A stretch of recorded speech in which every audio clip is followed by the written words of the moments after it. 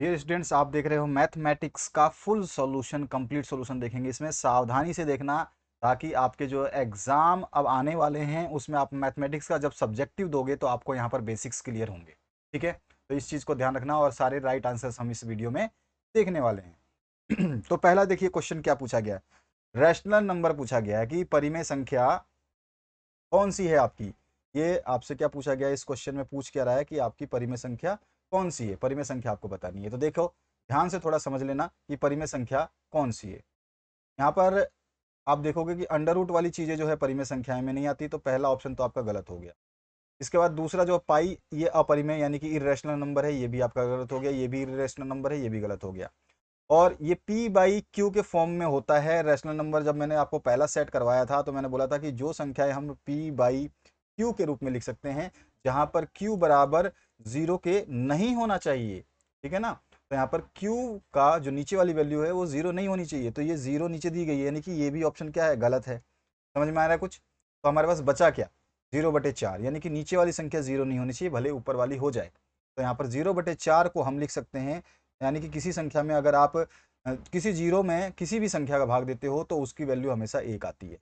ठीक है, अगर ये एक आई है तो मैं एक को क्या लिख सकता हूँ, 1/1 लिख सकता हूँ। ठीक है ना, किसी भी संख्या को 1/1 लिखा जा सकता है ना। तो यानी कि ये क्या है, पी बाई क्यू के रूप में आ गई ना, तो ये हमारा क्या हो गया, परिमेय संख्या होगी। ऑप्शन नंबर 3 जो है ये हमारा करेक्ट हो गया। तो यही यहाँ पे आपको बताना था, which of the following is a rational number. तो रेशनल नंबर कौन सी आ गई, हमारे आंसर जो है थर्ड वाला ऑप्शन सही है। ठीक है, समझ में आ गया। बाकी ये भी आपकी इरेशनल नंबर होती है, अंडर रूट वाली।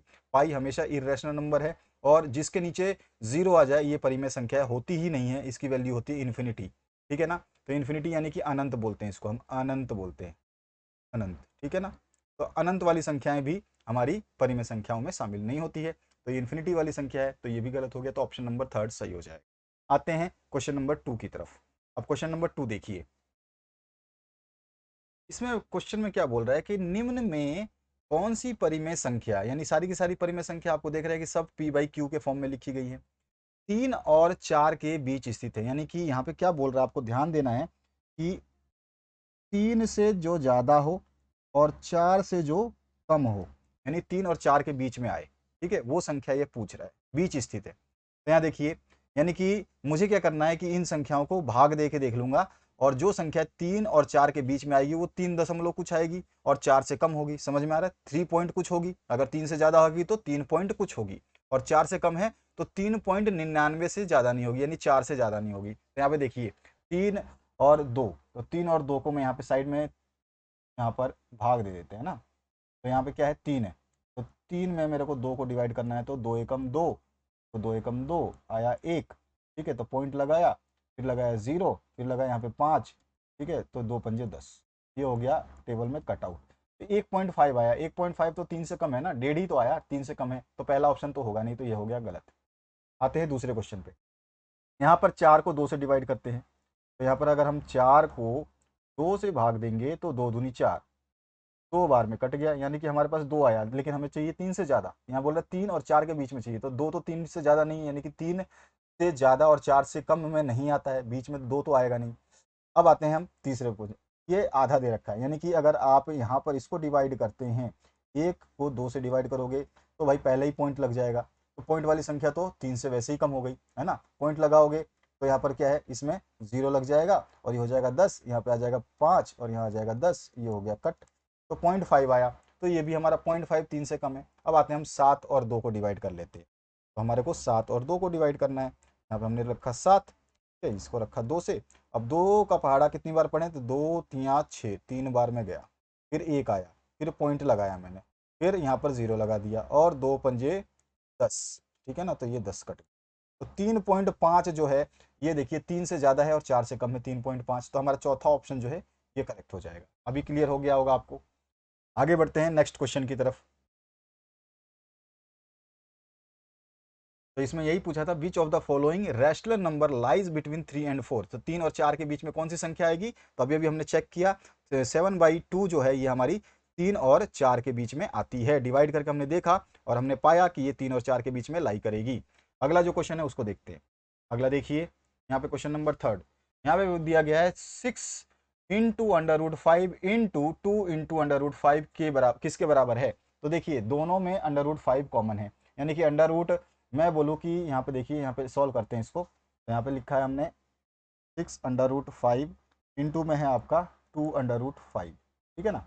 तो आप देखिए दोनों में 5 कॉमन है, या 5 थोड़ी, आप देखिए सीधी सीधी बात है, ये अंडर रूट वाली संख्या इस अंडर रूट से जब मल्टीप्लाई होगी तो अंडर रूट हट जाएगा, यानी कि यहाँ पर मैं बाहर वाली संख्या को, यानी कि 2 को और 2 के ऊपर अंडर रूट नहीं है तो 2 को और मैं 6 को मल्टीप्लाई कर लूँ तो 2 6 12, ये तो 12 हो गया, ठीक है। अब मैं क्या कर रहा हूँ, 5 को और अंडर रूट 5 को और अंडर रूट 5 को मल्टीप्लाई करता हूँ, तो अंडर रूट 5 गुणा में अंडर रूट 5 अगर हम करते हैं किसी भी संख्या को उसी संख्या से गुणा करने पर उसके अंडर रूट हट जाते हैं, तो 5 गुणा अंडर रूट 5 गुणा अंडर रूट 5 अंडर रूट 5 को हम जब गुणा करेंगे तो यह 5 ही आएगा, अंडर रूट हट जाएगा और केवल 5 आएगा, यानी कि अगर मैं अंडर रूट 220 को अंडर रूट 20 से मल्टीप्लाई करूं तो मेरे पास आंसर जो 20 आएगा। समझ में आया, अंडर रूट हट जाता है और दोनों जो है एक ही संख्या आती है, इसमें से एक ही आएगी, तो यहाँ पर 20 आएगा। इस तरह से यहाँ पर जो आपका मल्टीप्लाई का साइन है, तो देखो मल्टीप्लाई मैंने 6 गुना 2 कर दिया तो 6 दूनी 12 तो आ गया, इंटू में अब 5 को 5 से गुणा किया तो मेरे पास क्या है 5, तो इंटू 5 कर लेता हूँ, तो 12 इंटू 5 कितना होता है 60 होता है, तो हमारे पास आंसर क्या आ जाएगा, सेकंड वाला ऑप्शन जो है यहाँ पे देख रहे हो आप, ये आपका आंसर हो जाएगा, यानी कि 60 जो है इसका आंसर आने वाला था। आते हैं क्वेश्चन नंबर 4 की तरफ, समझ में आ गया होगा, बहुत ही सिंपल था, कोई इशू तो नहीं है किसी के साथ में। चलिए आगे बढ़ते हैं नेक्स्ट क्वेश्चन की तरफ। नेक्स्ट क्वेश्चन देखिए, यहाँ पे क्या बोला गया आपसे, यहाँ पे बोल रहा है 5 प्लस अंडर रूट 5 इंटू है, देखो बीच में साइन नहीं है तो इंटू माना जाता है, ए माइनस अंडर रूट 5 बराबर है, यानी कि 5 plus under root 5 into 5 minus under root 5 is equal to, आपने एक फॉर्मूला पढ़ा होगा, टीचर ने आपको याद तो दिलाया होगा, मैं भी याद दिला देता हूँ, ए प्लस बी इंटू ए माइनस बी किसके बराबर होता है, ये होता है ए स्क्वायर माइनस बी स्क्वायर के, सही है। तो आप देखिए यहाँ पर ए क्या है, ये वाला ए है, और बी क्या है, यहाँ पर ये बी है, यानी कि इधर 5 ए है तो ये भी क्या है, ये ए है, और इधर वाला ये क्या है, बी है। अब देखिए इस फॉर्मूले के हिसाब से ए प्लस बी ये वाला है, ए प्लस बी है, बीच में वही प्लस का साइन है, देख रहे हो ना आप, और यहाँ पर माइनस का साइन है तो ए माइनस बी, तो अभी क्या है, यानी कि ए का स्क्वायर कर दूं और बी का स्क्वायर कर दूं तो मेरा आंसर आ जाएगा। तो ए क्या है, ए है यहाँ पर 5 है ना, दोनों में 5 है, तो ए की जगह क्या रखा मैंने 5, फॉर्मूले के हिसाब से ए की जगह 5 रखा, स्क्वायर है इसका तो स्क्वायर कर दिया, माइनस में बी की जगह क्या है अंडर रूट 5, ठीक है, इसका भी स्क्वायर कर दूंगा, ठीक है।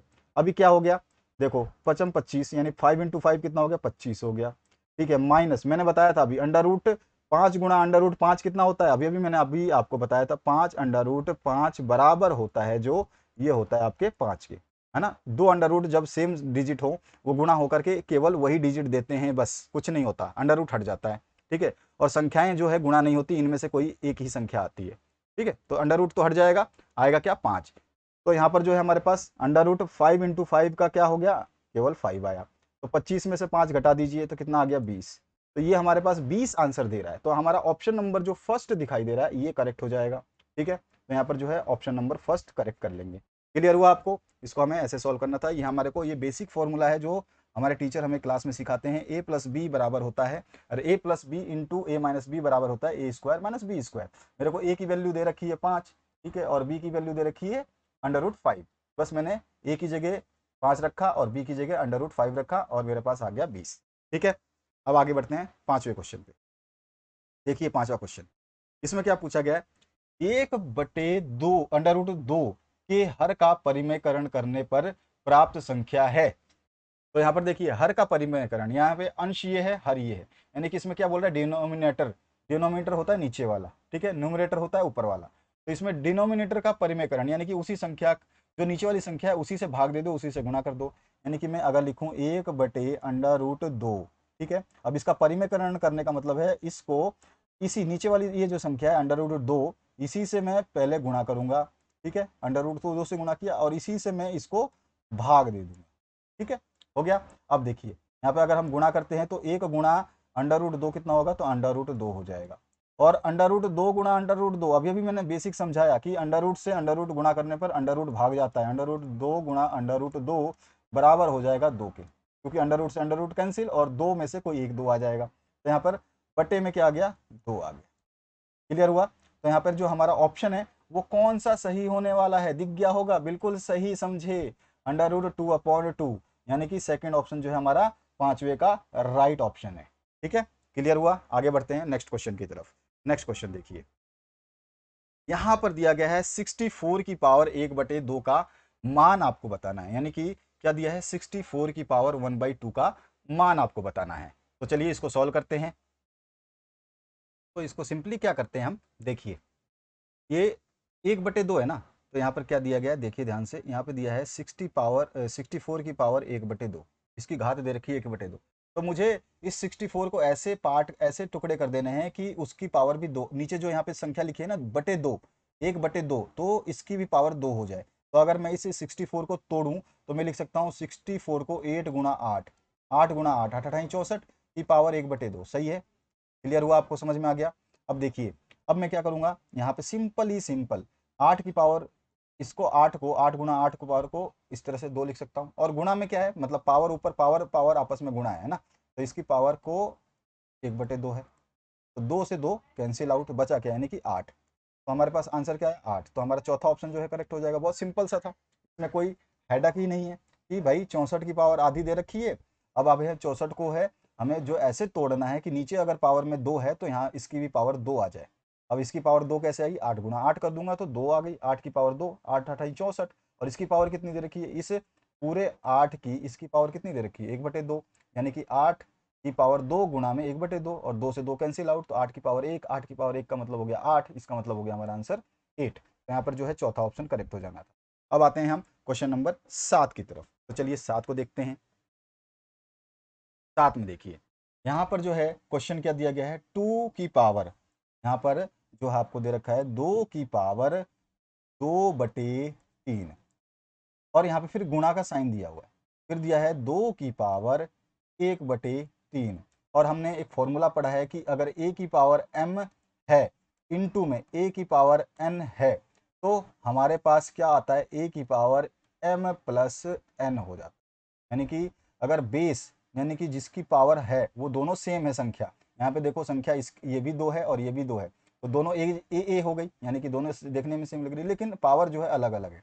तो जो जब बेस सेम हो, यानी कि जो आपकी संख्या है जिसकी पावर दी गई है, घात दी गई है, उस संख्या की बेस जो है, यानी ये संख्या देखने में दोनों सेम है, तो उनकी पावर आपस में जुड़ जाती है। तो पावर हम जोड़ते हैं तो हमारे पास क्या आ जाएगी, ए की पावर m प्लस एन। ए कितना दे रखा है, तो ए दे रखा है हमारे को 2, ठीक है ना, ए हम दोनों जगह पे ए 2 रखा, और इसकी पावर कितनी दे रखी है, 2/, यहाँ पर 3 प्लस में 1/2, भैया एक सॉरी 1/3 है ना, 1/3 कर दें। तो यहाँ पे हम इसको कर लेते हैं वापिस से, यहाँ पे है 2/3 प्लस में 1/3। अब हमें पता है कि जब इसको हम सॉल्व करेंगे तो 2 की पावर एलसीएम में कितनी आ जाएगी, 3 आ जाएगा, ऊपर आ जाएगा 2 प्लस में 1, यानी कि यहाँ पे क्या आ जाएगा 2, और यहाँ पे आ जाएगा 3, 2 प्लस 1, 3 बटे में फिर से 3, और 3/3 क्या हो जाएगा, कैंसिल आउट हो जाएगा, यानी कि हमारे पास बचा क्या, 2। तो हमारे पास ऑप्शन नंबर कौन सा सही हो गया, 4 नंबर। तो यहाँ पर जो है हमारा चौथा ऑप्शन करेक्ट हो गया। आंसर कितना आया, 2। समझ में आ गया होगा आपको, देख लो समझ लो ध्यान से, कोई भी दिक्कत हो, लाइव क्लासेस आपकी आने वाली हैं, आपके लिए लाइव क्लास जो है वो आपका शुरू होने वाला है, ठीक है। तो ये चीज़ आपको थोड़ा सा ध्यान रखना है, क्या होगा आपकी लाइव जो क्लास है, जिसमें जैसे अभी मैं आपको डिस्कस कर रहा हूँ जिस तरह से क्वेश्चंस, इसी तरह से हम साइंस और इसके अलावा दूसरी चीज़ मैथ, जो आपका सबसे हार्डेस्ट विषय माना जाता है, ये दो विषय को हम बहुत आसानी से समझेंगे, डिस्कस करेंगे, ताकि हम लोग जो है एग्ज़ाम जब देंगे तो हमारे को कोई टेंशन ही ना हो, ठीक है ना। तो इसके लिए हम तैयार रहेंगे। तो लाइव क्लास आपकी होंगी, अगर आप पढ़ना चाहते हैं तो आप अपने दोस्तों के साथ में इस चैनल से जुड़ सकते हैं। अगले क्वेश्चन की बात करते हैं। तो यहाँ पे मैंने आपको बता दिया कि आंसर नंबर क्या आ जाएगा आपका, 2, ठीक है। अभी आपको समझ में आ चुका होगा कि घात वाला एक्सपोनेंट एंड पावर्स से जो है ये चैप्टर से लिया गया है, और जिसमें जब दोनों घातें किसी की भी नीचे वाली बेस संख्या, जिसको हम बेस बोलते हैं, जिसकी पावर होती है ना, उस संख्या को हम बेस बोलते हैं। यानी कि यहाँ पे नीचे 2 है, ये बेस होती हैं, और इसके ऊपर जो लगी हुई है ये उसकी पावर होती है। तो जो बेस होता है अगर सेम हो तो हम बेस को क्या करते हैं, बेस की पावर को जोड़ देते हैं। तो बेस तो वही रहेगा, दोनों का पावर भाई सेम ही रहेगा, पावर नहीं, बेस तो मतलब संख्या जो है वो ए रहेगी, यानी कि 2 इधर भी है 2 इधर भी, इसलिए ए रहेगा, ए की पावर को जोड़ देंगे, पावर दोनों जुड़ जाएंगे। अगर ये गुणा ना होता, डिवाइड होता, तो पावर को घटा देते। अभी मैं यहाँ पे एक चीज़ और क्लियर कर दूं, अगर यहीं पर ये 2 की पावर जो आपको दे रखा है 2/3, गुणा की जगह यहाँ पे देता भाग, और फिर बोलता 2 की पावर 1/3। तो इसको कैसे लिखते हैं? तो इसका फॉर्मूला जो होता है वो क्या हो जाता है, a की पावर m माइनस n, यानी कि अब दोनों घात जो है माइनस हो जाएंगे, यानी कि a की जगह क्या है तो 2 रख देते, और 2 की पावर कितनी है 2/3, तो यहाँ पे 2/3 रख देते और माइनस कर देते 1/3 को, 1/3। अब इसको हम माइनस करेंगे तो कितना आ जाएगा आपका, 2/3 में से माइनस करोगे 1/3 तो आपका जो है आ जाएगा 1/3, है ना। तो आपकी 2 की पावर आ जाती है 1/3। तो ये हमारा आंसर होता है, लेकिन अभी फिलहाल ऐसा पूछा नहीं गया है, मैंने केवल आपको समझाने के लिए बता दिया, ठीक है। तो इस तरह से ये सॉल्यूशन था। अगले क्वेश्चन की बात करते हैं। तो यहाँ पर आपका जो है ऑप्शन नंबर 2 करेक्ट था, ठीक है, सॉरी 4 नंबर जो करेक्ट था, यानी कि आंसर हमारा 2 आता। अगले क्वेश्चन की बात करते हैं, क्वेश्चन नंबर 8। क्वेश्चन नंबर 8 में देखिए, निम्न में कौन बहुपद है? भैया फॉलोइंग पॉलिनोमियल आपको बताना है। पॉलिनोमियल में मैंने आपको बहुत सिंपल सी एक चीज बताई थी कि कौन सा बहुपद होता है। तो आपको याद होगा कि एक चीज ही मैंने बताई थी, बहुपद कौन सा होता है। तो बहुपद वो संख्याएं होती हैं जो आपके फॉर्म करें एक सिंपल सा मतलब दो जिसके ऊपर जो आपकी संख्याएं हैं उसके ऊपर कोई भी x जो होता है वो बटे में ना हो, उसके रूट में ना हो x, और उसके अलावा जो है और कुछ भी हो सकता है, ठीक है। वो x जो है, x या y जो है वो किस में होना चाहिए, आपके अंडर रूट और बटे के फॉर्म से बाहर होना चाहिए। तो देखिए यहाँ पर अंडर रूट में x है, यहाँ पर बहुपद नहीं होगा, ठीक है। यहाँ पर x फिर से है बटे के अंडर रूट के रूप में, ये भी बहुपद नहीं होगा। यहाँ पर भी x जो है आपका अंडर रूट में ही है, तो ये भी बहुपद नहीं होगा। लेकिन हमारा यहाँ पे x नहीं है वह अंडर रूट में, अंडर रूट में 3 है, यानी कोई संख्या दे रखी है और x खुला है। तो हमारा जो है आंसर क्या हो जाएगा, पॉलिनोमियल कौन सा हो जाएगा, थर्ड ऑप्शन। क्लियर हुआ आप सभी को? आई होप बिल्कुल सही समझ में आता है आपको। तो यहाँ पर थर्ड ऑप्शन जो है हमारा करेक्ट हो जाएगा। बाकी ये सारे ऑप्शंस गलत हैं, जिसकी अंडर रूट में एक्स दे दिया है। ये कभी भी किसी इक्वेशन में एक्स और वाई और जेड अंडर रूट में नहीं होंगे। अगर वो अंडर रूट में है तो वो बहुपद यानी कि एक पॉलिनोमियल नहीं है। अगले क्वेश्चन की बात करते हैं, क्वेश्चन नंबर 9 पे आ जाइए। क्वेश्चन नंबर 9 है, बहुपद 5x-7 का घात है। भैया x की घात कितनी है, 1 है। तो हमारा आंसर क्या हो जाएगा, बिल्कुल सही, सेकेंड ऑप्शन जो है हमारा करेक्ट हो जाएगा। समझ में आ रहा है ना, एक्स की पावर क्या है, कुछ भी नहीं है, और कुछ भी पावर जब नहीं होती तो हम कितनी मानते हैं, उसकी पावर 1 होती है। यहाँ पर एक्स की पावर कितनी है, यहाँ पर एक्स की पावर 1 है, ठीक है। यहाँ पर एक्स की पावर कितनी है, 1 है, ठीक है ना। तो हमारे ऑप्शन कौन सा सूट करेगा, सेकेंड ऑप्शन जो है सूट करेगा, यानी कि हमारा ऑप्शन नंबर 2 राइट हो जाएगा। डिग्री पूछा है, डिग्री ऑफ पॉलिनोमियल, तो सबसे मैक्सिमम डिग्री जो होती है एक्स की, वही हमारी डिग्री ऑफ पॉलिनोमियल होती है। तो यहाँ पर डिग्री कितनी है, घात कितनी है एक्स की पावर ओनली 1 है ही नहीं, और जो चीज़ नहीं होती है उसको हम 1 मानते हैं। जैसे इस 2 के नीचे कुछ नहीं है, लेकिन हम इसको 2/1 लिख सकते हैं, सही है ना। तो ये चीज़ याद रखना है, यानी कि ये जीरो जीरो है तो 0/1 भी हम लिख सकते हैं, वापस से 0 ही मिलेगा। और यहाँ 2/1 लिखा है तो इसको हमारे को वापस से 2 ही मिलेगा। तो इसका मतलब क्या है कि हमारा जो डिग्री है वो क्या है, आपकी 1 है। एक्स की पावर कितनी है, 1 है, ठीक है ना। ध्यान रखोगे, तो जहाँ पर कुछ नहीं है वहाँ पर 1 होता है, ये ध्यान रखना है। आगे बढ़ते हैं नेक्स्ट क्वेश्चन की तरफ। 10वां क्वेश्चन, 10वां क्वेश्चन है, x इक्वल्स टू जीरो के लिए बहुपद 5x-4x² + 3 का मान आपको निकालना है। यानी कि क्या बोला है कि भैया तुम x की जगह 0 रख दो। तो यहाँ पे ये इक्वेशन तो दे रखी है, इसमें हम 0 रखते हैं।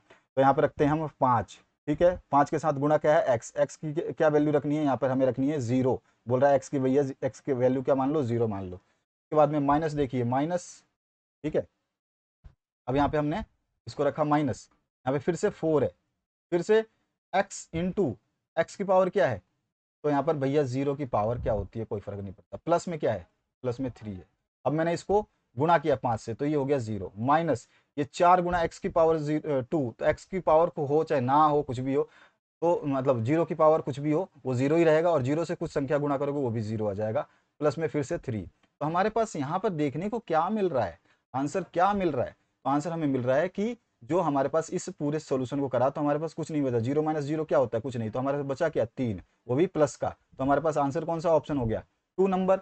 तो हमारे पास सेकंड ऑप्शन जो है इसका करेक्ट हो जाएगा, 3, ठीक है ना। तो 10वें का आंसर जो है हमारा कौन सा आ रहा है, यहाँ पर 3, ठीक है ना। तो ये हमारा आंसर हो गया। अगले क्वेश्चन की बात करते हैं। अब देखते हैं नेक्स्ट क्वेश्चन। यहाँ पे सेकंड ऑप्शन तो आपका करेक्ट हो गया, ये तो समझ में आ गया आपको। तो इसका आंसर जिसने भी 3 टिक किया है उसका आंसर सही है। 11वें क्वेश्चन की बात करते हैं। 11वां देखिए, इसमें बोला है P X equals to X plus one का शून्यंक आपको बताना है। शून्यंक यानी कि जीरो बताना है। Zero of P X equals to X plus 5। तो यहाँ पे x को वहीं छोड़ दो और 5 को उधर ले जाओ, तो आपका आंसर क्या हो जाएगा -5, यानी कि यहाँ पे -5 आंसर आएगा। मैं करके दिखा दूं तो देखिए यहाँ पे क्या दिया है इसने, ये बोला है कि x प्लस 5 इक्वल्स टू 0। ठीक है, इसका शून्यंक बताना है तो x को यहीं छोड़ दूं, तो ये प्लस का 5 उधर ले जाऊंगा। x का मान बताना है, सीधी सी बात है। तो प्लस का 5 इधर है तो उधर जाएगा तो माइनस का 5 हो जाएगा। x की वैल्यू क्या आ रही है, -5। तो यहाँ पे -5 थर्ड ऑप्शन करेक्ट है। तो हमारा जो है थर्ड ऑप्शन करेक्ट हो जाएगा। बस सिंपल सा है, इसमें तो कोई दिक्कत थी ही नहीं। आपको इक्वेशन को बस ये मैंने सेट में भी आपको समझाया था कि ऐसे करना है। अगला क्वेश्चन जो है उसको देखिए, यहाँ पर क्या पूछा है।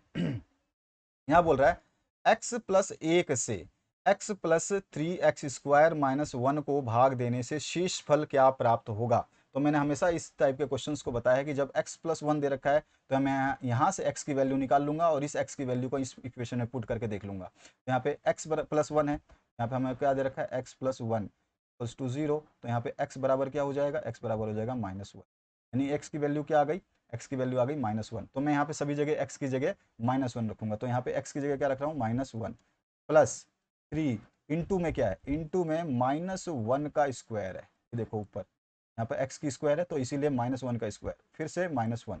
अब इसको मैं सॉल्व कर रहा हूँ, इसको ये अलग चीज़ है, ठीक है ना, ये अलग है, इसको अलग रखो। ये x की वैल्यू निकाल के पुट कर रहे हैं हम इस इक्वेशन। अब यहाँ पे -1 का -1, ठीक है। प्लस में यहाँ पर देखिए 3 है तो प्लस का 3 इंटू में -1 का स्क्वायर है तो -1 इंटू -1 क्या हो जाता है, 1 हो जाता है। फिर इसके बाद में -1 है तो यहाँ पर जो है, अब देखिए यहाँ पर आपका ये आ जाएगा -1, 3 इंटू 1 क्या हो जाएगा, प्लस का 3, और फिर से यहाँ पे आ गया आपका -1। तो ये -1 और ये -1 कितना हो गया, -2। तो यहाँ पे 3 तो है ही और ये माइनस का 2 हो गया, यानी कि यहाँ पे 1 आ गया। तो ऑप्शन क्या आ गया, सेकंड नंबर जो है हमारा करेक्ट हो गया। तो यहाँ पर ऑप्शन नंबर 2 जो है हमारा 12वें का, वो करेक्ट हो जाएगा। ठीक है, सॉरी, हाँ 2 जो है हमारा करेक्ट हो जाएगा। तो हमारा आंसर क्या आ जाएगा यहाँ पर। देखिए ध्यान से अभी समझना क्या है, आपको समझने की ज़रूरत है। जब तक समझोगे नहीं तब तक हो जाएगा गड़बड़। यहाँ पर दोबारा देखिए, -1 हमने निकाला x की वैल्यू, तो x की वैल्यू -1 हमने रखा। यहाँ पे क्या आया, x की वैल्यू -1 प्लस में 3 का 3 रखा, और 3 के साथ में मल्टीप्लाई क्या है, मैं अभी थोड़ा सा इंक चेंज कर दूँ ताकि आपको समझा पाऊँ। तो यहाँ पे इंक चेंज कर रहा हूँ मैं। यहाँ पे देखिए इस 3x², तो यहाँ पर 3 तो 3 है, इंटू में है तो यहाँ पे इंटू, ठीक है। और इसके बाद में x की वैल्यू क्या रखनी है, -1, तो यहाँ पे मैंने रखा -1, और फिर इसका स्क्वायर है तो ये स्क्वायर, फिर आपके आगे क्या है, -1 लिखा हुआ है। तो हमने इसको वापस लिखा, -1 का -1 ये आ गया वापस सेम टू सेम, प्लस में प्लस का साइन है, फिर 3 का 3 आ गया, और -1 का स्क्वायर यानी कि -1 को इंटू करोगे -1 से तो हमारे पास जो प्राप्त होता है वो 1 प्राप्त होगा। हमारे को 1 प्राप्त हुआ तो 3 इंटू 1 आ गया। ठीक है, 3 इंटू 1 3 ही होता है, -1 ऑलरेडी पहले से ही था तो -1 -1 -2 हो जाता है, प्लस का 3 पहले से ही था तो 3 - 2 बराबर 1। तो हमारे पास आंसर क्या आ जाएगा, 1। तो ये हमारे पास इसका आंसर आने वाला था। ठीक है, तो हमारा जो है सेकेंड ऑप्शन जो है ये वाला करेक्ट हो जाएगा। अब अगला क्वेश्चन देखते हैं, चलिए क्वेश्चन नंबर 13 की तरफ मूव करें। ठीक है, 13 नंबर क्वेश्चन देख लेते हैं। 13 नंबर देखिए, यहाँ पर है 12x² माइनस 7x प्लस 1 का गुणनखंड फैक्टर बताना है। और मैंने आपको फैक्टर निकालने का तरीका भी बताया हुआ है, आपको याद भी होगा कि हम क्या करते हैं इसमें, कि ये जो पूरी श्रृंखला है इसमें जो मैंने कहा था कि बाहर वाले जो संख्या हैं उनको गुणा कर लेते हैं। तो ये बाहर वाली संख्या क्या है, ये 12 है और 1 है, तो 12 और 1 का गुणा कितना होता है, 12 ही आता है। यानी कि मेरे को ये 7x को इस 7x का ऐसा टुकड़ा करना है कि इनको जोड़ने घटाने पर 7 बने और गुणा करने पर 12। यानी कि अगर मैं बोलूं कि 4x, ठीक है, माइनस का 4x लिख लूं और माइनस का 3x लिख दूं, तो यहाँ देखिए 4 और 3, 4 3 12, गुणा करने पे 12 मिल गया। ठीक है, और इनको जोड़ने घटाने पर यानी कि इन दोनों को जोड़ूं तो क्या हो जाएगा, माइनस का 4 और माइनस का 3 कितना होता है, आपका माइनस का 7 है ना, ये माइनस का 7 है तो माइनस का 7 भी मिल रहा है। यानी कि ये गुणनखंड सही है, तो बना लेते हैं। तो यहाँ पर क्या गुणनखंड हो जाएगा, यहाँ पे बीच में सॉल्व कर रहा हूँ आपके सामने। इंक चेंज कर दूँ ताकि आपको थोड़ा सा साफ दिखाई दे। तो देखिए यहाँ पर आपको दिया क्या गया है, दिया गया 12x² माइनस 7x प्लस 1। अब मैंने क्या करना है, मैंने कहा था कि बाहर वाली संख्याओं को गुणा करते हैं, जितना उसका आता है उतना ही हम बीच वाली संख्या को तोड़ देते हैं। तो मैं क्या लिखने वाला हूँ, 12x² माइनस 4x, ठीक है, फिर माइनस 3x प्लस 1, ठीक है ना। तो ये माइनस का 4 और माइनस का 3 7x हो गया, और 4 और 3 को गुणा करोगे तो 12 भी मिल रहा है, जो मेरे को 12 बताना था, ठीक है। अब मेरे को यहाँ से कॉमन ले लेना है, तो मैं अगर यहाँ पे कॉमन देखूँ तो मेरे को x भी कॉमन मिल रहा है और 4 भी, तो मैं 4x को कॉमन ले सकता हूँ इन दोनों में से। देखो किस में से लिया है मैंने, अभी मैं इन दोनों को ले रहा हूँ, ठीक है, केवल इन दोनों। तो यहाँ पर देखिए क्या आ रहा है, यहाँ पे आ जाएगा, अभी 4x लिया बाहर से तो 4x² है, यहाँ पे 12x² है, 12 मतलब 4 हटाते हैं तो 12 3 तो आ गया आपका 4 3 12, ठीक है, और फिर बचा आपके पास x। अब देखिए यहाँ पे गुणा करके देख लीजिए, 4x गुणा में 3x तो 4 3 12, और x क्या हो गया, x यही था 12x, 12x का मैंने टुकड़ा कर दिया, 4x और 3x, तो 4 3x का गुणा, ठीक है। माइनस, माइनस में क्या लिया मैंने, यहाँ पे आपका 4x बाहर ले लिया, तो यहाँ पे क्या बचा 1, ठीक है। ब्रैकेट क्लोज कर दूं तो ये रहा ब्रैकेट क्लोज। अब मैं लेता हूँ दूसरी संख्या, दो जोड़ी अलग से, ये वाली जोड़ी ले, यहाँ पे है 3x प्लस 1, ठीक है। तो अब 3x1, तो यहाँ पे मैंने क्या कॉमन लेना है, तो देखो मैं यहाँ पे ले सकता हूँ केवल 1 ले सकता हूँ, है ना, 1 क्योंकि भाई देखो 3x लूंगा तो इसमें x नहीं है, अगर 3 लूंगा तो इसमें भी 3 नहीं है, तो यहाँ पे 1 अगर मैं कॉमन लेता हूँ तो इसमें 1 तो है ही, सभी में 1 होता है, मैंने बताया था आपको। तो मैं क्या लेता हूँ, यहाँ पे एक 1 ले लेता हूँ, ठीक है ना। तो 1 ले लेंगे तो हमारा आंसर जो है निकल के आ जाएगा सही। तो हमें सबसे पहले 1 लेना है, तो मैं कौन सा लूँ, तो मैं ले लेता हूँ यहाँ पे, देखो ये माइनस का साइन है ना, तो इसलिए मैं माइनस का ले लेता हूँ, माइनस का 1 ले लेता हूँ, ठीक है। अब ब्रेकेट क्लोज किया, अब -1 लिया तो यहाँ पे क्या बचेगा, 3x बचेगा, ठीक है ना। मैं अभी इसको दोबारा लिख देता हूँ, यहाँ पे वाइट कर देता हूँ ताकि आपको समझ में आ जाए। यहाँ पे आ गया 3x, ठीक है ना। अब माइनस का 1 से 3x को गुणा करोगे, तो मैं यहाँ पे गुणा करके देखो, माइनस का 1 से अगर आप गुणा करते हो 3x को तो आपके पास आंसर आएगा माइनस का 3x। यही चीज़ यहाँ पे लिखी गई है, माइनस का 3x है, वो आ गया हमारे पास, ठीक है।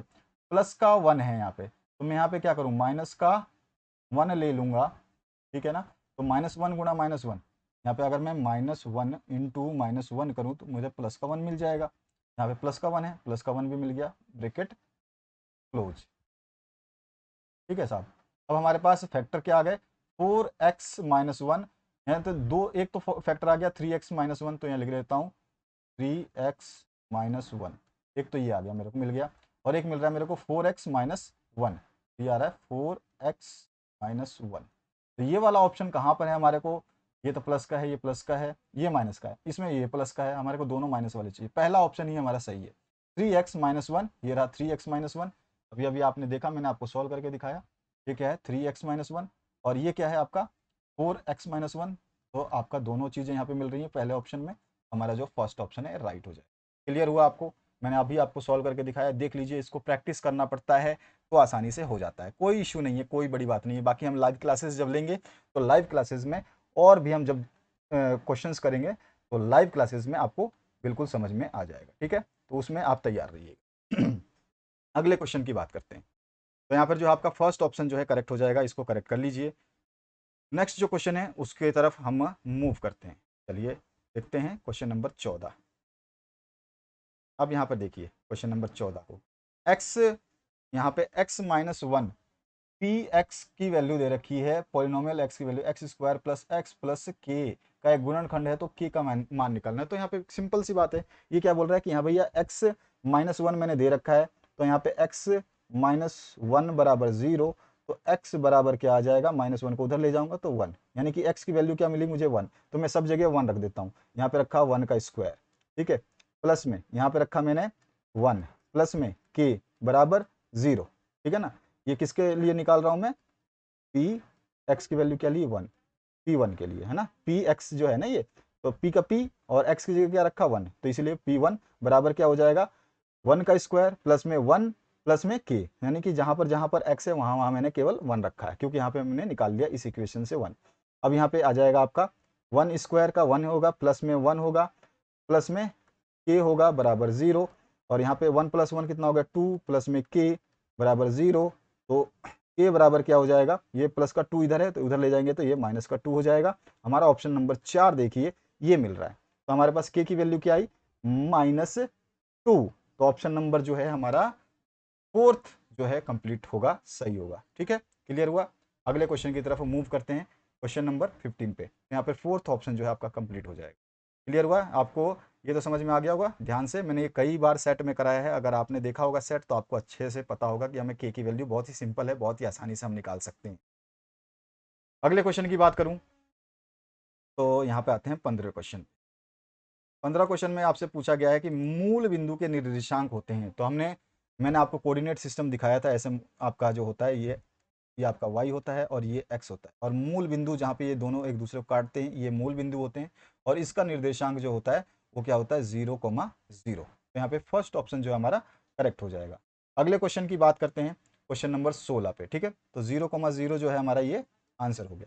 अगले क्वेश्चन की बात करते हैं क्वेश्चन नंबर 16, तो यहाँ पे फर्स्ट ऑप्शन जो करेक्ट हो जाएगा। क्वेश्चन नंबर 16 क्या बोल रहा है ये देख लेते हैं। चलिए 16 नंबर पे मूव करते हैं। 16 नंबर ये रहा, यहाँ पे बिंदु 0,-5 स्थित है। तो ये 0,-5 देखिए अब ध्यान से, इसमें x की वैल्यू क्या दे दी है 0, और y की वैल्यू क्या दे रखी है -5। तो अगर मैं यहाँ पे आपको बताऊं इस तरह से x और y बना करके, ये आपका y हो गया, ये हो गया x। यहाँ मान लीजिए कि ये पॉइंट जो है 0 है, यहाँ पे माना 1 है, फिर 2 है, फिर 3 है, फिर 4 है, और इस तरह से ये 5 है, और भी आगे चला जाएगा ये। इसी तरह से इधर भी आपका 1 2 3 4 5 फिर आगे चला जाएगा। इसी तरह से यहाँ पर भी ऊपर भी आपका 1 2 3 4 5 और आगे चला जाएगा। इसी तरह से नीचे भी आपका 1 2 3 4 5, ठीक है, 6 7 कितने भी लगा लो आप। अब इसमें क्या बोल रहा है एक्स की वैल्यू कितनी 0, तो एक्स वाली लाइन पे एक्स तो यहाँ पर 0 ही है। ठीक है, अब ये क्या है -5। -5 किधर होता है, तो मैंने आपको बताया था, अगर आपने कोऑर्डिनेट सिस्टम मेरे हिसाब से मेरे साथ पढ़ा है तो आपको पता होगा कि यहाँ पर जो होता है ये y इधर प्लस होता है और इधर ये x प्लस होता है। इस डब्बे में ये दोनों प्लस होते हैं, इस डब्बे में यहाँ पर प्लस का y होता है, लेकिन ये नेगेटिव x वाली जो वैल्यू आएगी सारी नेगेटिव हो जाएगी। यानी कि x वाली लाइन इधर नेगेटिव है तो नीचे भी नेगेटिव होगी, और यहाँ पर जो है y जो है आपका इधर नेगेटिव होता है तो इसका मतलब y इधर भी नेगेटिव होगा, दोनों तरफ सेम होता है। और इधर अगर x प्लस है तो इधर भी आपका प्लस होता है। तो यहाँ पे देख लीजिए इस तरह से। अब आपको क्या दे रखा है कि ये क्या है y है, सॉरी ये क्या है आपका x है, और ये है आपका y। ठीक है, तो x की वैल्यू क्या दे रखी है 0, तो x तो 0 यहाँ पे आ गया। ठीक है, और y क्या दे रखा है -5। -5 कहाँ आएगा y, तो देख रहे हैं y आपका इधर ऊपर वाले में प्लस होता है, नीचे वाले में माइनस होता है, तो यहाँ पे कहीं -5 आएगा। तो 1 2 3 4 5 यहाँ पे -5 आया। ठीक है, -5 इधर आया, और इसमें 0 दे रखा है। कौन से अक्ष पर स्थित है ये बिंदु, अभी आपको दिखाई दे रहा है या समझ में नहीं आया?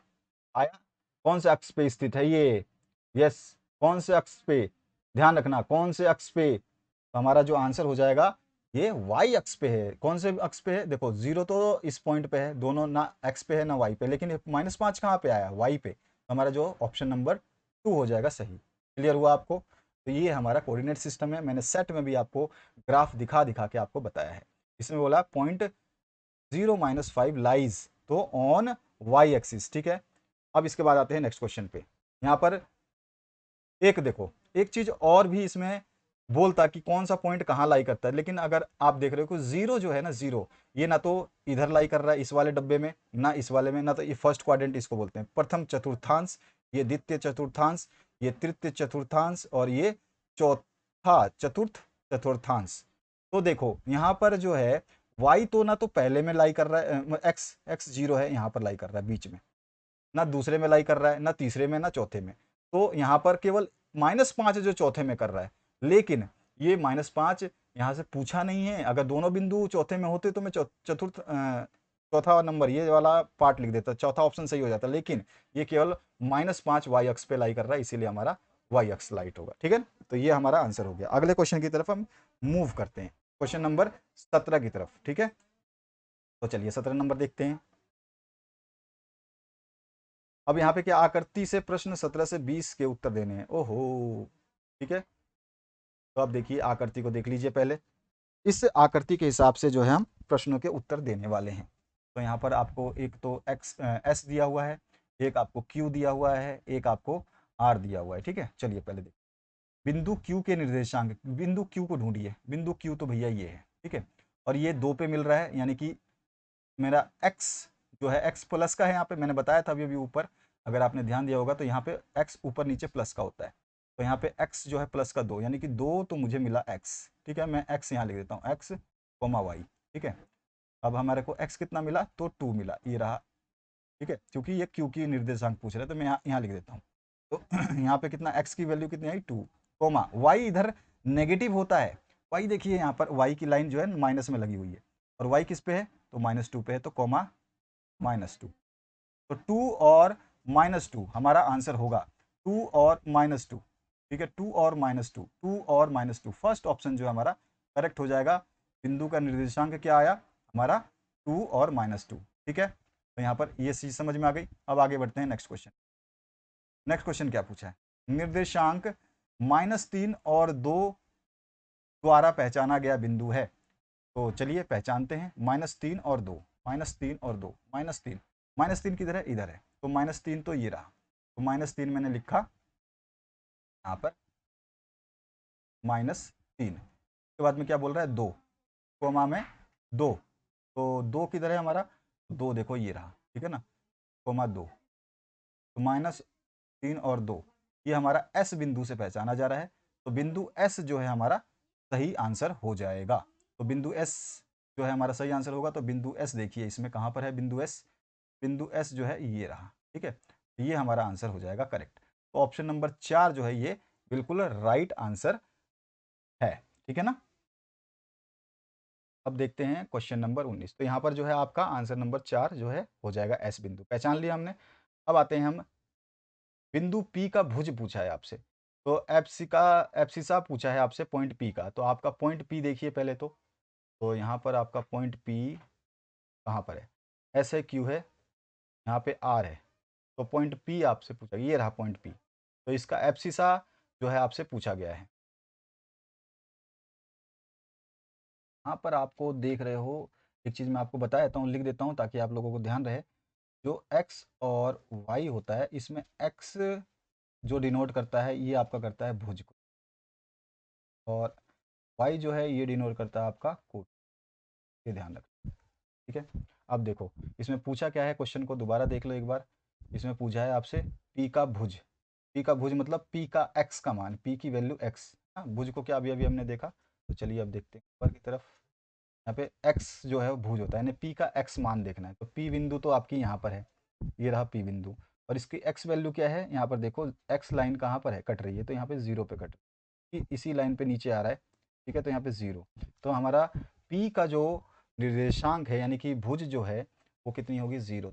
चलिए देख लेते हैं, पी का जो भुज है, पी बिंदु का भुज जो है वो 0, तो फर्स्ट ऑप्शन जो है हमारा करेक्ट हो जाए। ठीक है, जिसको हम इंग्लिश में एब्सिसा भी बोलते हैं, तो ये 0। ठीक है, इसके बाद आते हैं 1900 के बाद 20 नंबर। 20 नंबर है बिंदु आर की कोटि। आर की कोटि का मतलब होता है वाई का मान पूछ रहा है। तो आर पे वाई का मान देखिए। तो चलिए आर पे वाई का मान देखते हैं। तो यहाँ पर आर जो है ये रहा, ठीक है, और इस आर में वाई का मान इधर आएगा, है ना, ये वाई एक्सिस पे, तो -3। तो ये -3 जो है इसकी आपकी ऑर्डिनेट बता रही। तो यहाँ पर -3, थर्ड ऑप्शन जो है आपका करेक्ट हो जाए। ये हमारा थर्ड ऑप्शन जो है इसका करेक्ट आंसर है। तो यहाँ पर जो है आपका, तो हम क्या बोलते हैं, ऑर्डिनेट। कई बार मैंने आपको समझाया है, अगर आपने सेट्स देखे हैं तो आपको सब कुछ याद होगा। अगले क्वेश्चन की बात करते हैं, 21 नंबर। दो चरों वाले रेखिक समीकरण का मानक रूप जो है आपको बताना है। दो चर यानी कि एक्स और वाई आएंगे। तो इसमें हमारा सिंपल सिंपल सा दिख रहा है कि दो चर वाला जो रेखिक समीकरण है वो ए एक्स, यानी कि एक्स भी आया है और वाई भी आया है, A X plus B Y plus C. इसमें दो चर हैं, ये एक्स एक चर है और वाई एक चर है, यानी कि इसमें जो है standard form of two variables. तो टू वेरिएबल्स की बात कर रहे हैं। वेरिएबल्स उसको बोलते हैं जिसकी वैल्यूज बदलती रहती हैं, चर उनको बोलते हैं जिसकी वैल्यूज बदलती रहती हैं, यानी कि एक्स का मान भी बदल सकता है, वाई का मान भी बदल सकता है। तो हमारा जो आंसर हो जाएगा वो सेकंड ऑप्शन करेक्ट हो जाएगा। तो ये 2 ऑप्शन करेक्ट कर लेंगे। आइए अब 22 नंबर क्वेश्चन देखते हैं।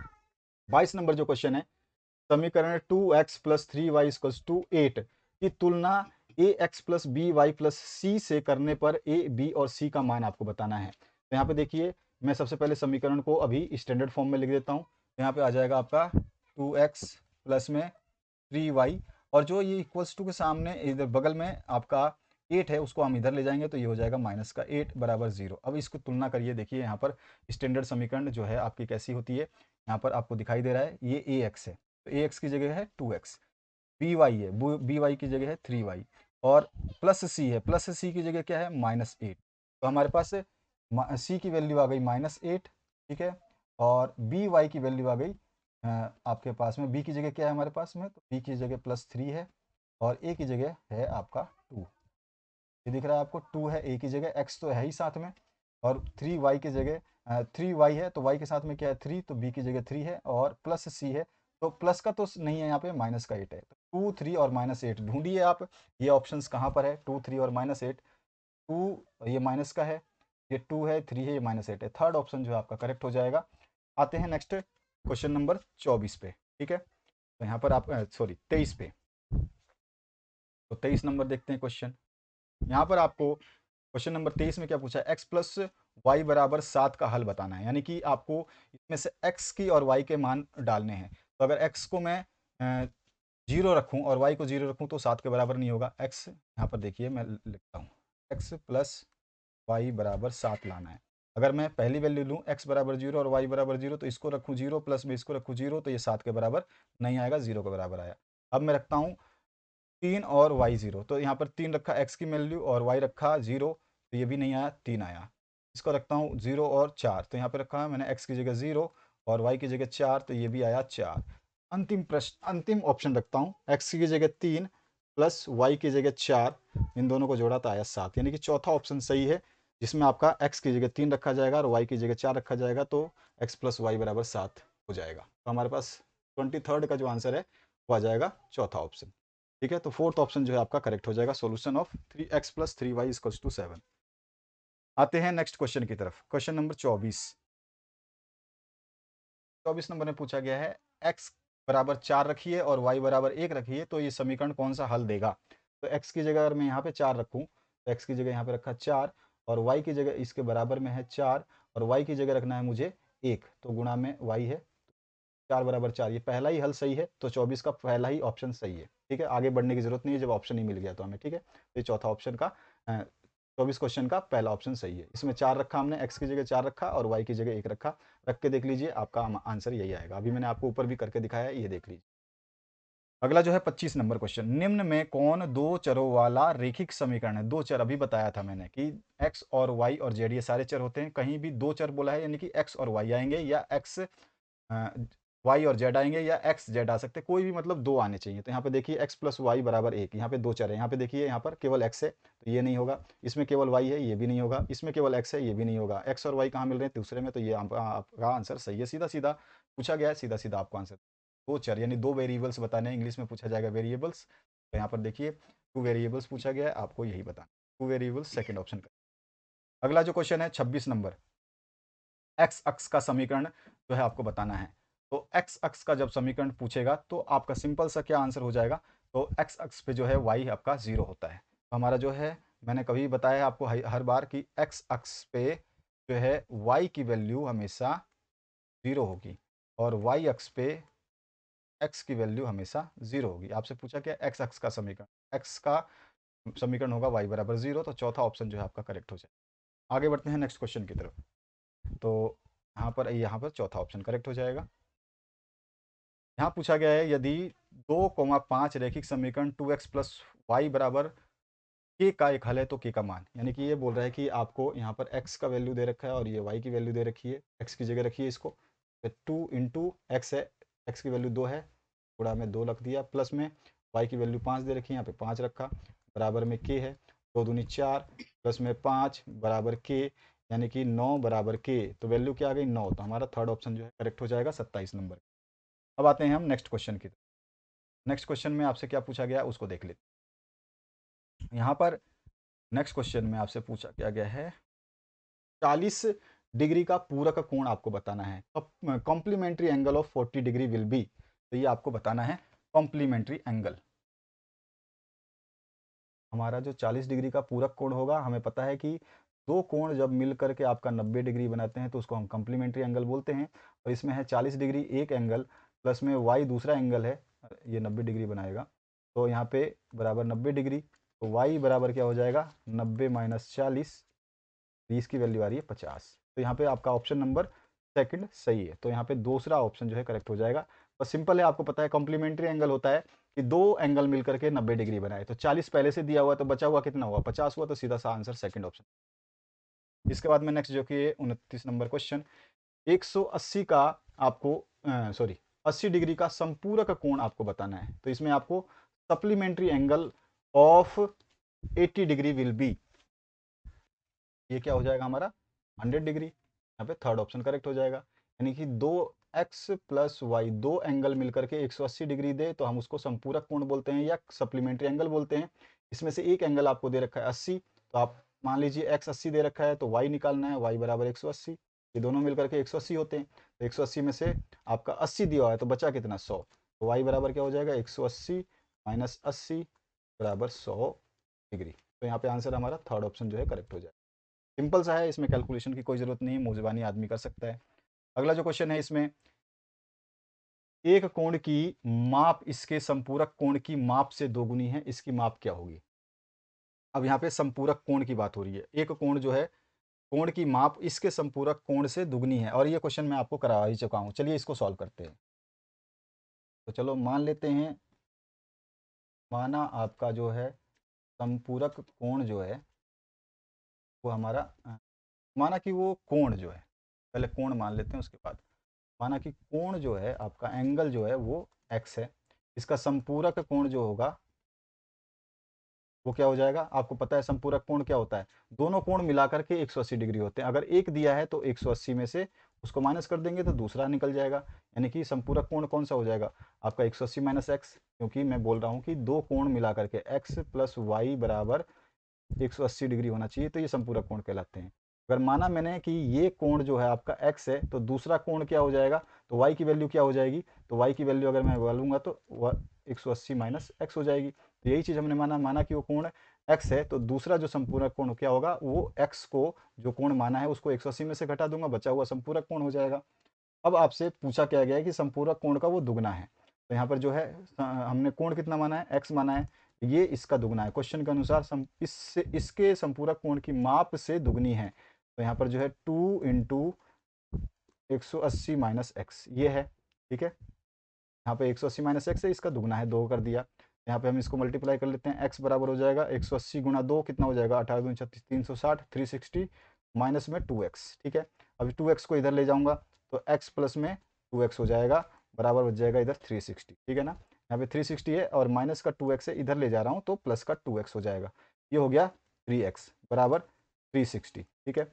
अब इसको मैं सॉल्व करता हूँ तो यहाँ पे x छोड़ दूंगा तो यहाँ आ जाएगा 360 अपॉन में 3, ठीक है। यहाँ पे x छोड़ दिया और x के साथ 3 गुना है तो ये इधर आके इक्वल्स टू के उधर आके डिवाइड हो जाएगा, 3 से काटूंगा तो 3 एकम 3 3 दूनी 6 120 डिग्री जो है इसका आंसर आएगा, जो कि हमारा थर्ड ऑप्शन करेक्ट है। तो इस तरह से हमारा ये संपूरक कोण निकाला, मैंने आपको सेट में भी कराया था, जिन्होंने सेट देखा होगा उनका सारा आंसर सही होगा।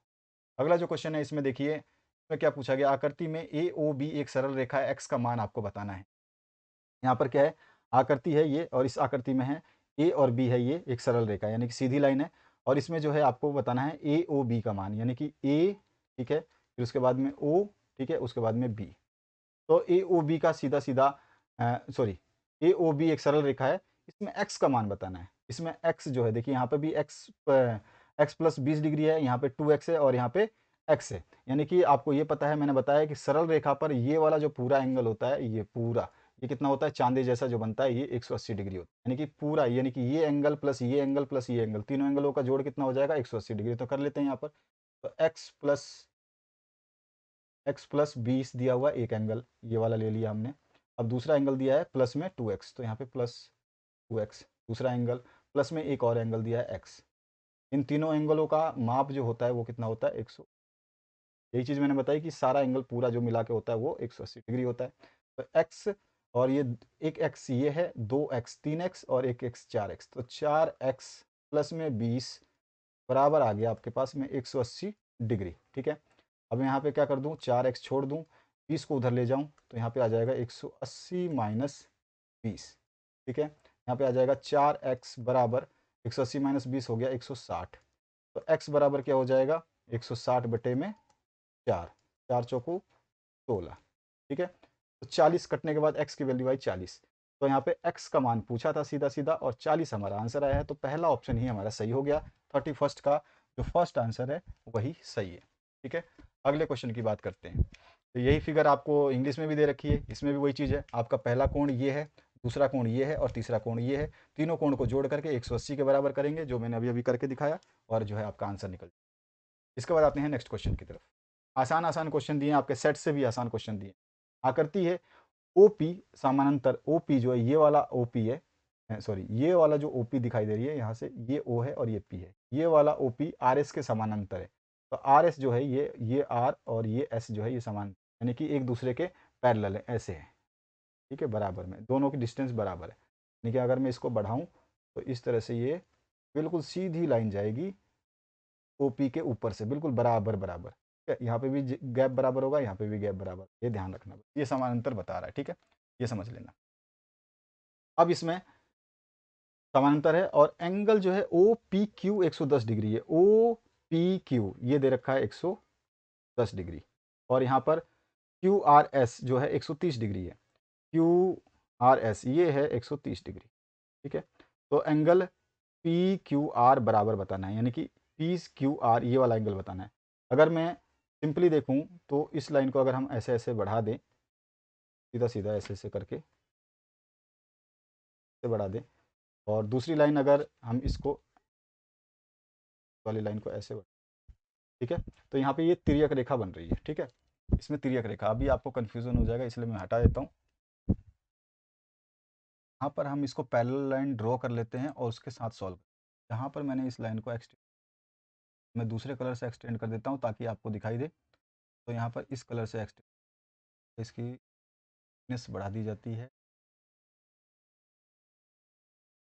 तो यहाँ पर जो है ये लाइन मैंने बढ़ा दी, ये पैरेलल लाइन है। ये ओ पी जो लाइन है ये पी आर के पैरेलल है। बस इतना ही हमने एक लाइन को बढ़ाना है, कोई सा भी एक लाइन ऊपर वाली बढ़ा लो, जो भी आपको सही लगे। और हमें बताना कौन सा एंगल है, हमें बताना जो है ये एंगल हमें निकाल के, ये क्यू एंगल जो है हमें बताना है। क्लियर हुआ? अब बहुत ही ईजी है, बस इसको देखने में ऐसा लग रहा है कि बहुत हार्ड दे दिया क्वेश्चन। अब देखिए यहाँ पर सिंपल सा है कि अगर ये ट्रांसवर्सल लाइन है, ठीक है ना, यानी कि कोई लाइन जो है आपकी, दो लाइंस ऐसी होती हैं, एक आपको दो लाइंस बना के, ये लाइन हो गई आपकी और एक ये लाइन हो गई आपकी, तो इसको कोई लाइन ऐसे काटती है, इसमें जो ये वाला एंगल होता है आपका, जो ये एंगल होता है,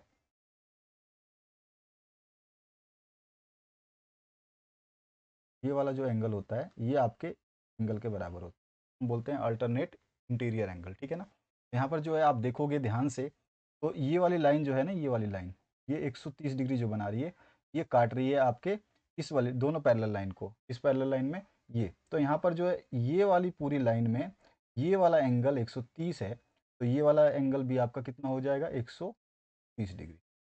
तक समझ में आया? अब ये 130 है।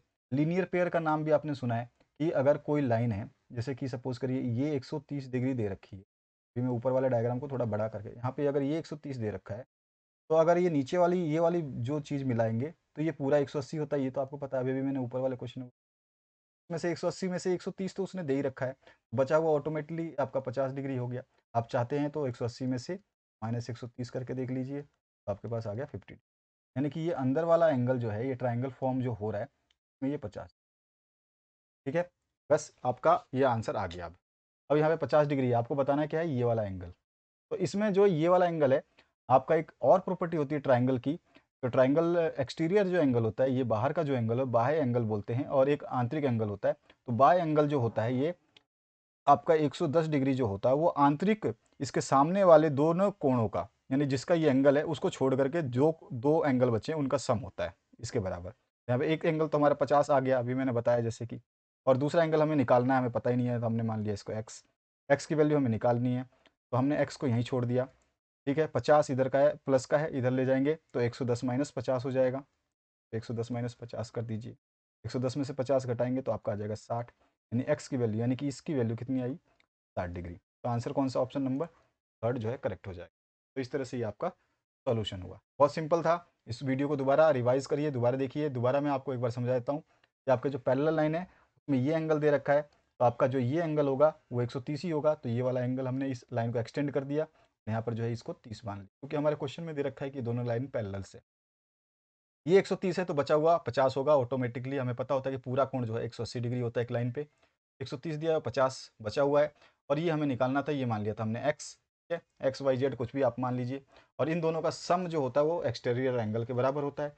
110 है तो इक्वल्स टू 150 प्लस में एक्स, और यहाँ पर जो एक्स की वैल्यू निकालनी है तो 110 में 50 घटा देंगे, 60 डिग्री जो हमारा एंगल आ गया, तो हमारा थर्ड ऑप्शन जो है करेक्ट हो जाए। तो इस तरह से आपका 32 नंबर क्वेश्चन था। अगले क्वेश्चन की तरफ बढ़ते हैं और उसको देखते हैं कैसे सॉल्व करना है। यहाँ पर त्रिभुज के तीनों कोणों का योग होता है, तो सभी को पता है त्रिभुज के तीनों कोण, यानी कि अभी अभी मैंने बताया था एंगल जो होते हैं वो आपका 180 डिग्री होता है। इसमें तो आपको पता भी है और सेट में भी आपको सॉल्व करवा रखा है कि त्रिभुज के तीनों कोणों का योग जो है 180 डिग्री होता है, ठीक है। तो ऑप्शन नंबर 4 जो है 33 का हो जाएगा। अब आते हैं 34 नंबर, यहाँ पर जो है 180 डिग्री।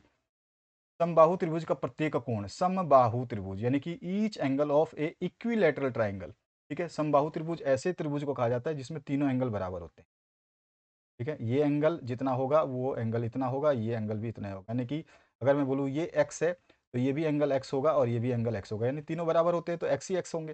यानी कि मैंने बताया था अभी अभी कि आपका पूरा जो ट्राइंगल होता है इसके पूरे एंगल्स का सम कितना होता है, 180 डिग्री होता है।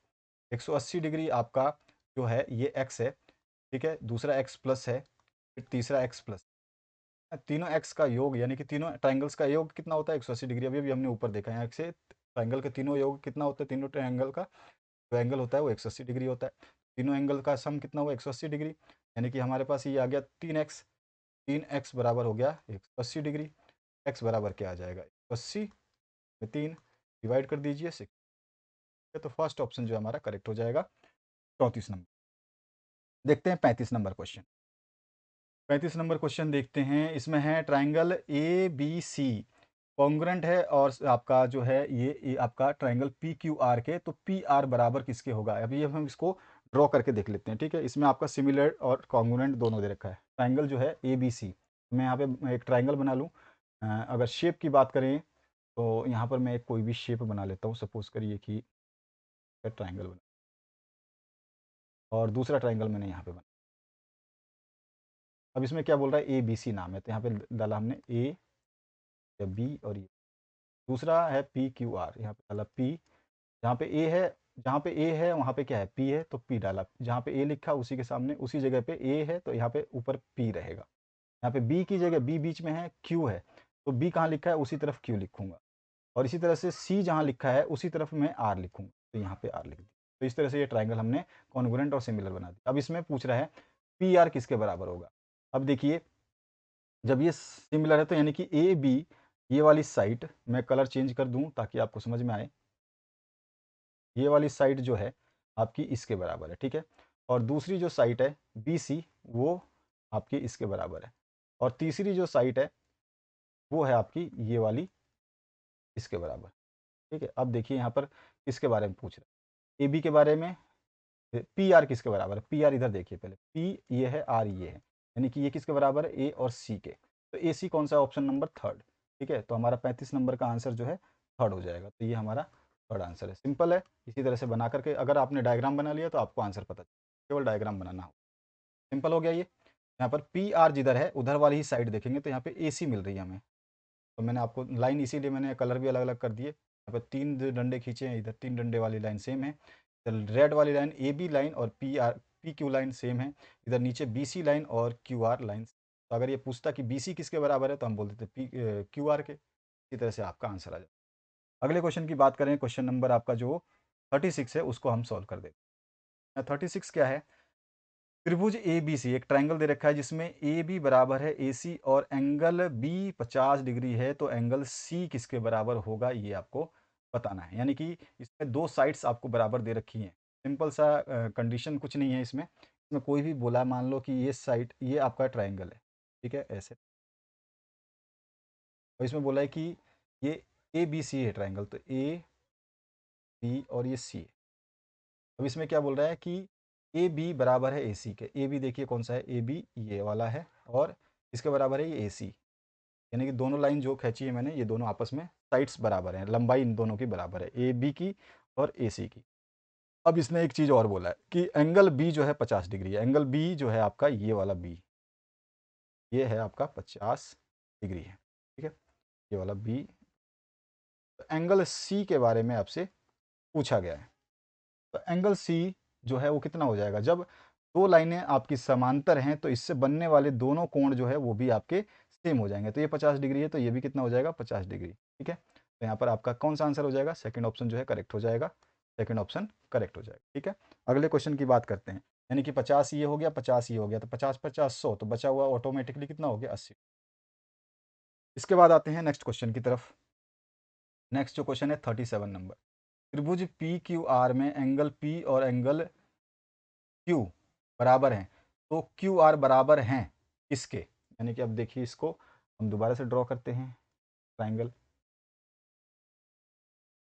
इसमें पी क्यू आर है, नाम दे दो पी क्यू, और इसमें क्या बोला, एंगल पी और एंगल क्यू बराबर है। पी आपका ये वाला एंगल मान लो ये इसके बराबर है एंगल क्यू के। अभी अभी बता दी कि अगर ये एंगल और ये एंगल बराबर है, ऊपर देखो ध्यान से थोड़ा सा,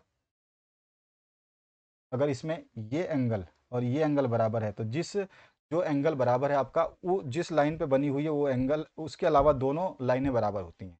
समझ में आया कुछ, जिसकी एंगल दोनों बराबर होंगे तो ये लाइन को छोड़ करके दो बाकी बची हुई लाइन बराबर होंगी। तो यानी कि यहाँ पर मैं देखूँ तो ये बोल रहा है कि ये वाली लाइन छोड़ करके, क्योंकि इसी पे दोनों एंगल बने हुए हैं, एंगल पी भी इसी लाइन पे बना हुआ है, एंगल क्यू भी इसी लाइन पे बना हुआ है, तो इस लाइन को छोड़ करके ये लाइन और ये लाइन आपस में बराबर है।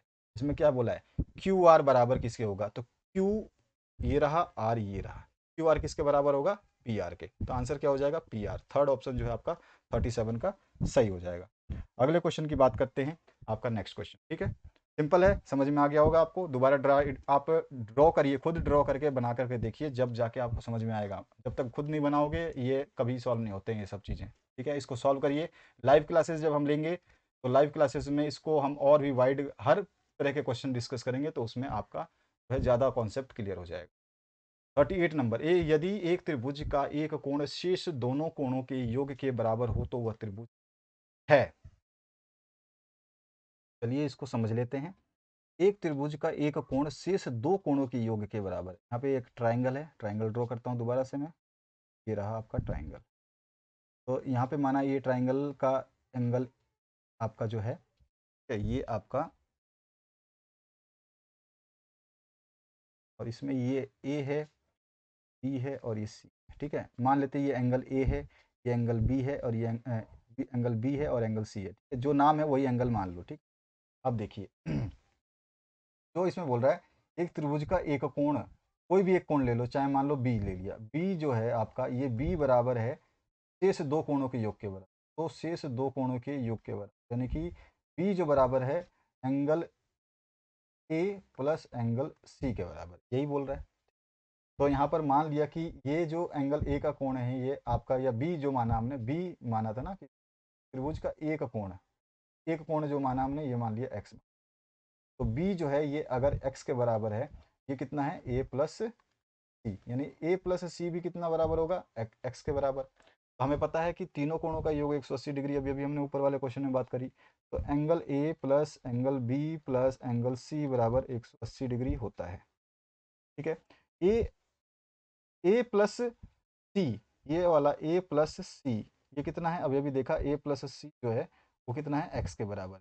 तो ए प्लस सी कितना आ गया, एक्स। और ऑलरेडी बी कितना माना है, तो बी तो ऑलरेडी हमने एक्स माना है, तो बी भी आपका प्लस में एक्स। तो बी की वैल्यू एक्स और ए प्लस सी की वैल्यू एक्स बराबर 180। यहाँ पर 2x बराबर क्या हो जाएगा, 80। एक्स बराबर क्या हो जाएगा, 180 बटे में 2 से काटोगे 90 डिग्री, यानी कि यहाँ पर जो है ये बी एंगल जो है 90 डिग्री, ठीक है ना। तो 90 डिग्री आना है, तो इसका मतलब क्या होने वाला है कि ये कैसे त्रिभुज है जिसमें भी 90 एंगल बनेगा तो एक ही बनता है एक ट्रायंगल में, और जिसमें 90 डिग्री बनता है उसको हम बोलते हैं आपका समकोण त्रिभुज। तो आपका सेकंड ऑप्शन जो है इसमें करेक्ट हो जाएगा। ठीक है, तो नीचे देख लेते हैं यहाँ पर क्या आंसर हो जाएगा, ए राइट एंगल ट्राइंगल। ठीक है ना, क्लियर हो गया। दोबारा समझा देता हूँ एक बार और, देख लीजिए कि उसने क्या बोला है कि एक कोण शेष दो कोणों के, कोई भी एक कोण मान लीजिए, आप ए को भी ले सकते थे बी को भी। अगर मैं बी को लेता हूँ, बी एंगल लेता हूँ और बी एंगल का मान माना एक्स है, तो बी जो है ये बी एंगल जो है ये किसके बराबर है, ए प्लस बी, ए प्लस सी के। तो ए और प्लस सी, क्योंकि ये बोला है कि एक कोण जो है शेष दोनों कोणों के योग के बराबर है, तो योग कर दिया ए प्लस सी। और ये बी को कितना माना है, बी हमारा एक्स डिग्री, तो एक्स डिग्री बी है, तो ए प्लस सी जो है ये कितना आ जाएगा, यानी कि बी की जगह मैंने एक्स रख दिया, तो यानी कि ए प्लस सी दोनों का मान कितना है, एक्स के बराबर है। बी ऑलरेडी एक्स है, और हमारा ए भी ए प्लस बी प्लस सी 180 होता है। ए और प्लस सी, ए प्लस सी कितना माना है हम, ए प्लस सी हमारे इक्वेशन से कितनी बी एक्स, तो ए प्लस सी की जगह एक्स रखा। बी कितना माना था, बी भी एक्स माना था, तो बी एक्स रखती है। ए प्लस सी एक्स और बी एक्स, तो दो एक्स बराबर 180, तो एक्स बराबर क्या हो जाएगा, 180/2, काटोगे तो 90 डिग्री। 90 डिग्री आते ही समझ जाओ कि ट्राइंगल जो है समकोण है, एक राइट एंगल ट्राइंगल है। 39 सेकंड, लास्ट क्वेश्चन है, निम्न में से कौन सर्वांग समता की कसौटी है। तो आपको अच्छी तरह से पता है, मैंने सर्वांग समता की सारी कसौटियां जो है आपको करवा रखी हैं, और उनमें से आपकी कौन सी कसौटी है, तो साइड एंगल साइड, यानी कि ऐसे कोई ट्राइंगल है और ये आपका एंगल है, ठीक है, ये एंगल, तो ये साइड, फिर एंगल और फिर साइड, ये जो हमारी सर्वांग समता की कसौटी होती है। तो हमारा जो सेकंड ऑप्शन है ये करेक्ट। ठीक है ना, ये तो सिंपल सा है, जनरल सा है। इसके बाद आपका ये angle angle, angle angle angle नहीं होती है, ठीक है, साइड साइड एंगल नहीं होता है, और एंगल साइड साइड ये भी नहीं। ठीक है, ये सारे तीनों गलत हैं। आपका बचा हुआ क्या है, भी नहीं, और जो हमारा सेकंड ऑप्शन कंप्लीट हो, सेकंड ऑप्शन इसका राइट आंसर है। इसके बाद आ जाइए अंतिम प्रश्न पे, यदि triangle A B C congruent और सर्वांग सम है, ठीक है ना, तो ये पी क्यू आर के है, ए बी बराबर है पी क्यू के और बी सी बराबर है क्यू आर के, तो एंगल बी बराबर कौन से एंगल के होगा। फिर से ये ट्राइंगल हमें बनाना पड़ेगा।